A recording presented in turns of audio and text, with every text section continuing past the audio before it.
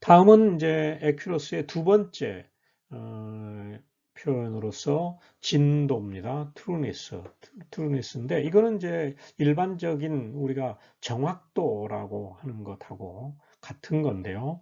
참값에 얼마나 가깝냐 하는 것을 나타내 주는 건데 이 측정 값은 보통 이제 이 콜라스에서는 편의로 바이어스로 나타내 주도록 그렇게 되어 있는데 이 바이어스는 시험 방법 자체의 그 바이어스하고 그 다음에 시험 기관 여기에는 이제 시험자가 포함이 되어 있겠죠. 시험 기관의 편의 그리고 또 특정 분석과 관련된 어떤 편의들이 합해져 가지고 이 편의가 나타나게 됩니다. 그래서 일반적으로 이 진도의 특성을 좀 살펴보면은 계통 오차가 낮으면 낮을수록 진도는 높다, 진도가 좋다 하는 겁니다. 여기서는.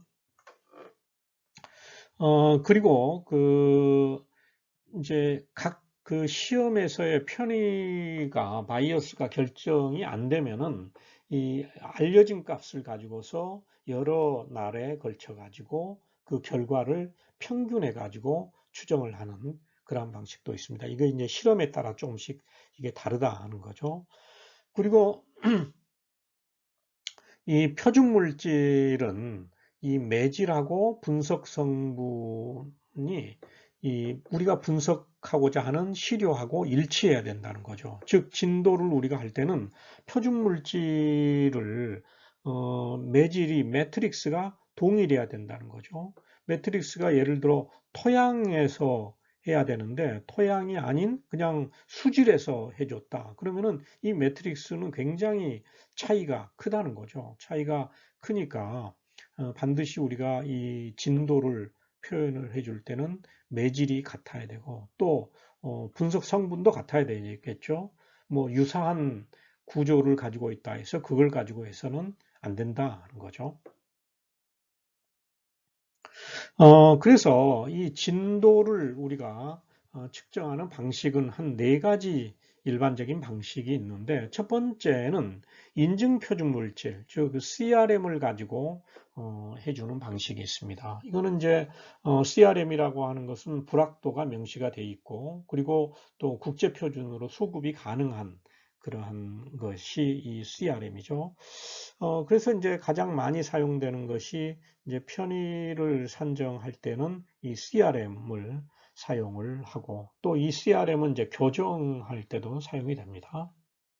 그리고 그러니까 이 CRM의 이 CRM이라고 하는 것은 토양 중에 예를 들어 중금속이다. 그러면은 토양 중에 중금속 카드뮴을 분석을 한다. 그러면 토양 중에 에, 카드뮴을 집어넣어 줘 가지고 이것을 여러 실험실에서 표준 방법으로 해 가지고 이게 값이 얼마냐 하는 레퍼런스 값이 나와요.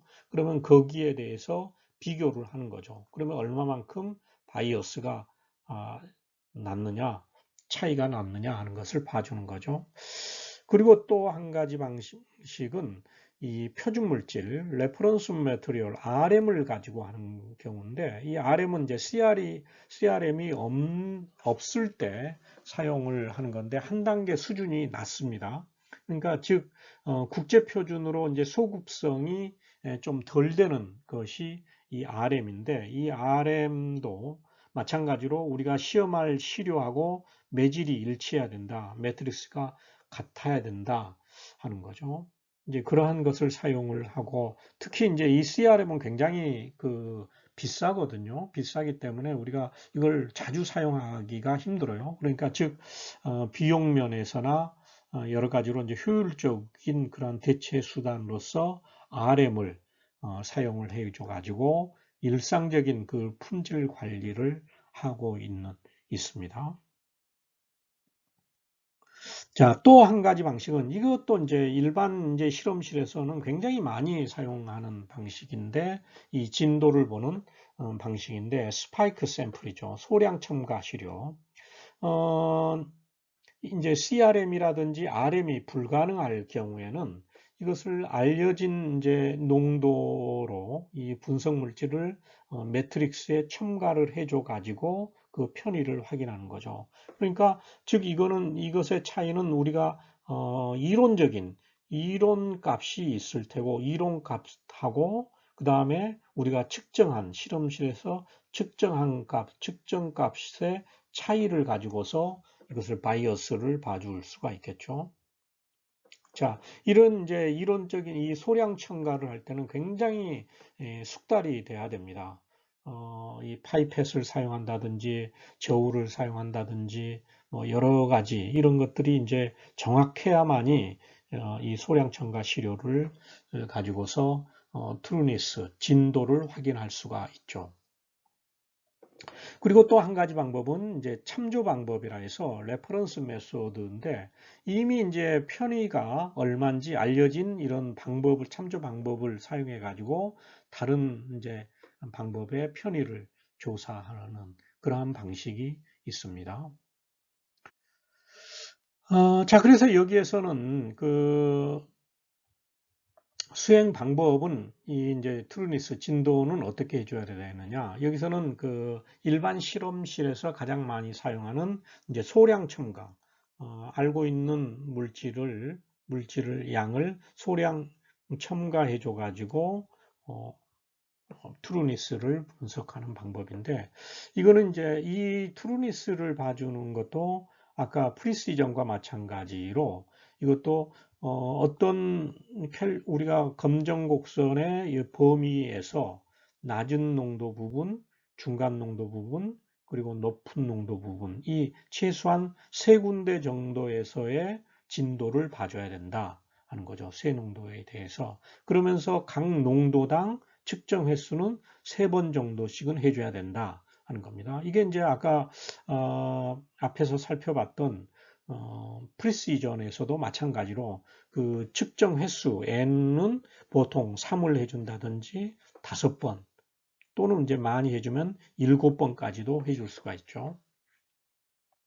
이렇게 이제 각각의 시료를 가끔씩 이제 오해를 하는 경우가 있는데 한 농도를 3번씩 해준다 하는 것을 각각을 시료를 3개를 만들어 가지고 각 농도 똑같은 농도죠. 똑같은 농도를 3개를 만들어 가지고 시료 전처리 과정을 거쳐 가지고 시료에다가 주입을 인젝션을 해줘야 되는 건데 한 개의 시료를 가지고서 기계에다가 이것을 3번 이것을 주입을 해줘 가지고 하는 경우가 있는데 이런 경우가 아니라는 거죠. 각각의 시료를 각 농도 시료를 3번씩 3개씩 만들어서 시료 전처리도 똑같이 해서 시료 분석을 해줘야 된다 하는 겁니다. 그래서 이때 이제 이 바이어스를 구하는 것은 이렇습니다. 측정 값에서 이론 값이 나오겠죠. 우리가 계산한 값이에요. 얼마만큼 이 시료 중에서의 농도가 얼마다 하는 것을 우리가 이미 계산을 해서 스파이크 시켜줬죠. 그 이론 값을 빼준 것을 이론 값으로 나눠줘 가지고 곱하기 100을 해주고 또 경우에 따라서는 이것을 이제 바이어스로 이제 이 콜라스에서는 나타내 주게 돼 있는데 회수율로서 또 나타내 줍니다. 리커버리. 근데 여기서 회수율은 렐러티브 리커버리입니다. 렐러티브 리커버리. 상대 회수율을 나타내줘요. 이 회수율은 이론값분의 측정값 곱하기 100으로 해주면 됩니다. 자, 그리고 이제 그 진도의 그 판정 기준은 어떻게 되느냐? 이것은 이제 그 회수율로 따졌을 때는 이렇게 됩니다. 농도에 따라서 여기서도 마이크로그램 퍼 킬로그램인데 ppb 단위가 되네요. 1ppb 이하에서는 정확도 이제 트루니스 이게 정확도 에큐러시를 아까는 에큐러시를 진도 트루니스하고 그다음에 프리시전으로 나타내 줬는데 이 트루니스가 결국은 일반적으로 우리가 에큐러시를 나타내 주는 거죠. 이 정확도를 회수율로 리커버리로 봤을 때는 50에서 120% 정도면 된다 하는 거죠. 그렇지만 농도가 높을 때는 70에서 110%로 이건 이제 범위를 좀 더 좁혀졌죠. 이 정도는 돼야지 좋은 실험 결과다 하는 겁니다. 자, 그래서 이 코덱스에서 제시하는 이제 것을 보면은 정확도에서는 평균 퍼센트로 해가지고 이제 회수율로 해가지고 뭐 아까 봤던 거 마찬가지인데요. 50에서 120% 1ppb 이하에서는, 그리고 1ppm에서는 70에서부터 110% 정도를 허용을 하고 있다 하는 겁니다. 일반적으로 이게 이제 받아들여지는 수준입니다. 그래서 여기에 이제 이 암프롤륨을 가지고서 소고기의 근육에서의 이제 정확도, 트루니스를, 진도를 본 겁니다. 진도도 여러 농도에서 봤는데 뭐 LOQ 레벨, 뭐 MRL이라 해서 여기서는 맥시멈 레지듀얼 리밋 해가지고 최대 허용 농도예요. 암프롤륨이 얼마만큼 있어도 된다. 그 이상이 있으면은 규제 농도가 된다 하는 건데, 그래서 각 농도별로 해가지고 바이어스가 이거는 마이너스 0.7%고 리커버리로는 99.7%고 뭐 이 농도에서는 마이너스 1.2, 뭐 1.9%, 그리고 이제 리커버리로 봤을 때는, 회수율로 봤을 때는 101.9. 그러니까 바이어스의 경우에는 작으면 작을수록 0에 가까울수록 좋은 결과가 되는 거죠. 0에 가까울수록. 그렇지만은 리커버리는 100%에 가까울수록 좋은 결과를 나타내 주는 것이 되겠죠.